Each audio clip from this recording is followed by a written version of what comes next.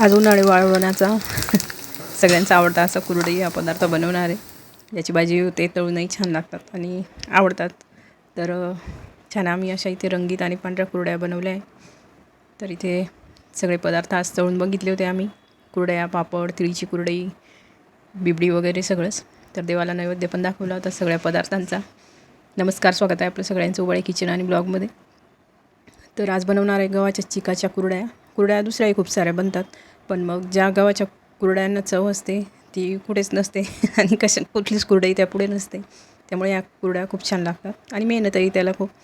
तरी ते स्वच्छ 2-4 दिवस गहू भिजत घालून घ्यायचे. चौथ्या दिवशी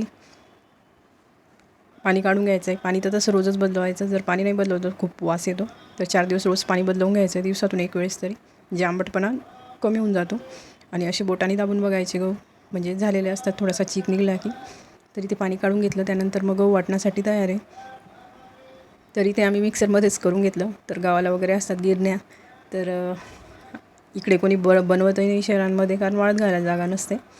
तर आपल्या गावाकडे खूप सोपी पद्धत असते, गिरणीहून दळून आणायचं आणि खूप सोपं काम वाटतं ते करायला. फक्त गाळायचं असतं घरी आल्यावर.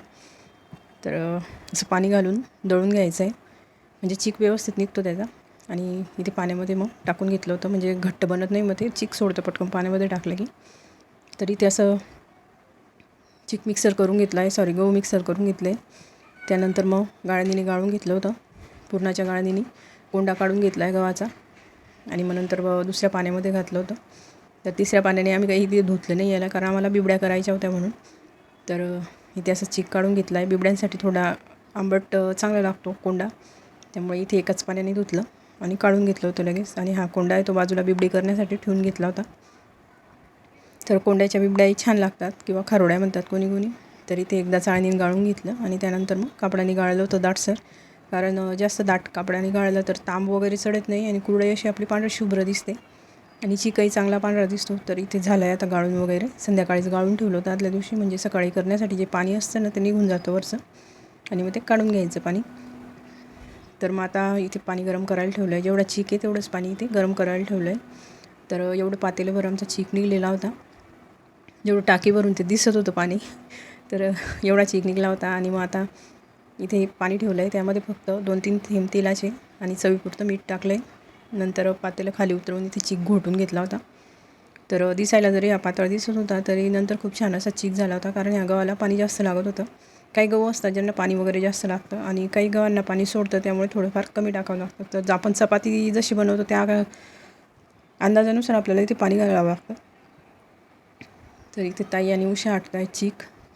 मग नंतर मग इथे थोडासा जमायला लागला होता चीक. थोडंसं सुरुवातीला थोडासा मोठा जाळ करून इथे ठेवून द्यायचं, म्हणजे पटकन होतो. आणि नंतर मग 1-5 मिनटामध्येच असा घट्ट झाला होता. त्यानंतर मग 2-3 वेळा हलवला आणि थोडासा कमी जाळ करून मग त्यावर ठेवलं होतं परत, म्हणजे कमी आचेवर छान झाला होता. मग नंतर 2-3 वेळेला हलवून झाकण ठेवून बघितलं, मग नंतर झाला होता. आणि मग आम्ही इथे कुरड्या टाकायला घेतल्या. तर उषा आणि मी इथे कुरड्या टाकत होती, ताई आम्हाला भरून देत होत्या. एक ताई आमच्या त्या खाली स्वयंपाक वगैरे करतात, कारण आम्हाला सगळ्यांनाच जमत नाही सगळ्याच ठिकाणी जाऊन, कारण एकजण स्वयंपाकाला खाली थांबला आणि 3 जणी आम्ही वर होतो. तर उषाने मी कुरड्या टाकून घेतल्या, ताईने भरून दिलं.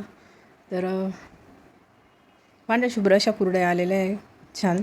एखाद्या वर्षी खूप छान असं सगळं सामान होतं, आणि एखाद्या वेळेस बिघडलं की मग पूर्ण वर्षभर आपल्याला त्याची रुख लागते की अरे बिघडलं सामान म्हणून. तर अशा कुरड्या झालेल्या आहे टाकून. तर एका बाजूने आमच्या इथं गच्चीवर ऊन येतं दुपारी, मग तिथे ठेवल्या होत्या. ही काढून बघितली होती मी विना पाण्याची, पहिले निघत होती, पण नंतर थोडंसं पाणी मारून मग इथे कुरड्या काढल्या होत्या. साडी ओली करून घेतली आणि मग नंतर अशा काढून घेतल्या होत्या कुरड्या. त्यानंतर मग इथे वर जाळीवर ठेवून घेतल्या परत, म्हणजे थोडीशी ऊन राहतं आमच्या इथे संध्याकाळी एका बाजूने. मग तिथे अशा वाळत घालून ठेवल्या होत्या पसरून.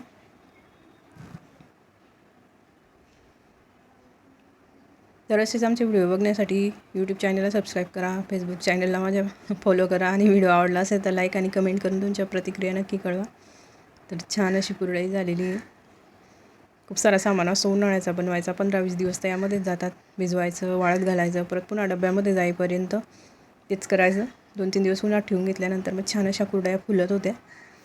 फुल्यासारख्या आमच्या कुरड्या झाल्या होत्या असं वाटत होतं आम्हाला, कारण वस्तू चांगली झाली की आपल्याला वर्षभर छान वाटतं बघायलाही आणि करतानाही. तर नंतर रंगीताई आम्ही केल्या होत्या दुसऱ्या दिवशी थोड्या.